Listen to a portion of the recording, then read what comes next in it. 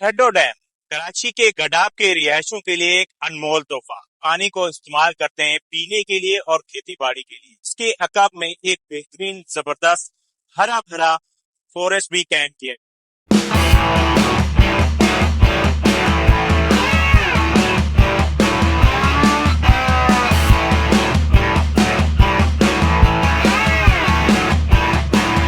ठड्डो dam की बात की जाए तो इसके अकब में एक बेहतरीन जबरदस्त हरा भरा फॉरेस्ट भी कैंप किया गया, जो कि यहाँ पर जो फॉरेस्ट डिपार्टमेंट है उसकी जानिब से देखभाल के लिए यहाँ अमला भी रखा गया। इस फॉरेस्ट की अगर बात की जाए तो जब यहाँ पे कराची के शहरी घूमने के लिए आते हैं तो इनको जबरदस्त माहौल फराम किया जाता है।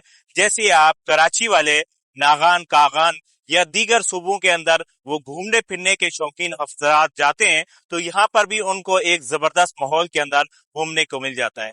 अगर बात की जाए ठड्डो डैम की तो ठड्डो डैम का पानी इस वक्त काफी हद तक कम हो चुका है, जिसकी वजह से फॉरेस्ट को भी मसाइल का सामना करना पड़ रहा है क्योंकि उसके लिए पानी की कमी वाकई है।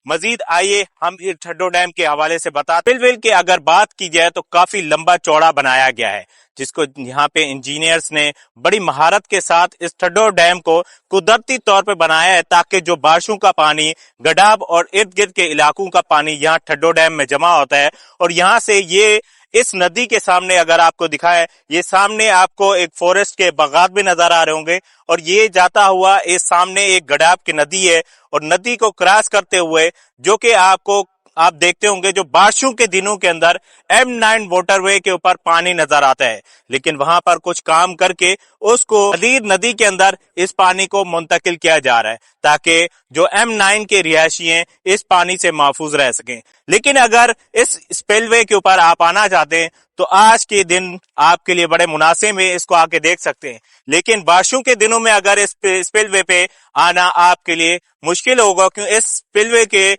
ऊपर भी पानी का फ्लो होता है और लोगों का आना जाना बहुत मुश्किल। बताने वाले ठड्डो डैम के सैलेंट फीचर्स। अगर ठड्डो डैम के सैलेंट फीचर्स की बात की जाए तो इसका डिजाइन डिस्चार्ज जो है ना वो 16,200 क्यूसेक है। स्टोरेज कैपेसिटी 17,110 एकड़ फीट के ऊपर है और एम्बैंकमेंट जो है 1500 फीट है। स्पिलवे 300 फीट है और LS एम्बैंकमेंट की बात की जाए तो 800 फीट है। स्टार्टिंग में जो लगे हुए थे दरख्त 12,500 देसी केकर लगाया है, जिसकी माशाल्लाह कराची में उसकी जरूरत ज्यादा है। हम समझ रहे हैं कि जो इसकी लकड़ी बहुत काम की है, जैसे शीशम होता है और ये भी ऐसे काम की है।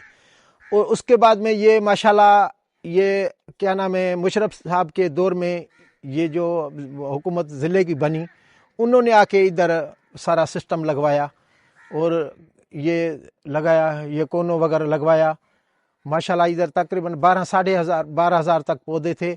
अब भी उससे ज़्यादा हमने तकरीबन 3,250 तक बबर किकर देसी जो ये लगाया है।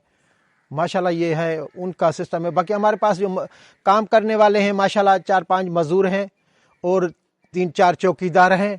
मैं खुद इंचार्ज हूँ यहाँ का। तकरीबन 7 साल मुझे हो गए हैं।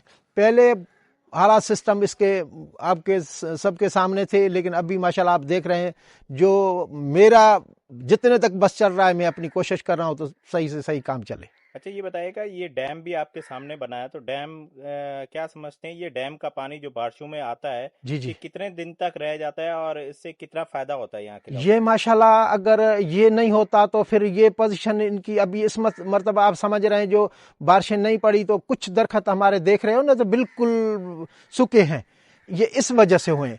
लेकिन जब ठीक ठाक भर जाता है तो फिर हमारा 1-1.5 साल आराम से निकल जाता है, वरना नहीं तो फिर हाल नहीं है। फिर ये सारे बोर काम छोड़ देते हैं, 1-2 बोर चलता रहता है जो उनके जितने तक उनका चलता है पानी हम चला के दे देते हैं।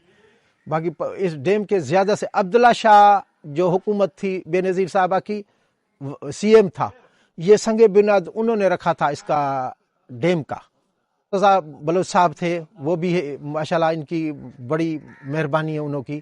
हमारे अफसर जो थे सईद अहमद पीरानी साहब, राशिद डारी साहब, खट्टी साहब और अल्ताफ था इंचार्ज यहाँ पे, जैसे अभी इस वक्त मैं हूँ वो उस टाइम पे अल्ताफ था भट्टी साहब का। माशाल्लाह किरदार उन्हों का ही था ये।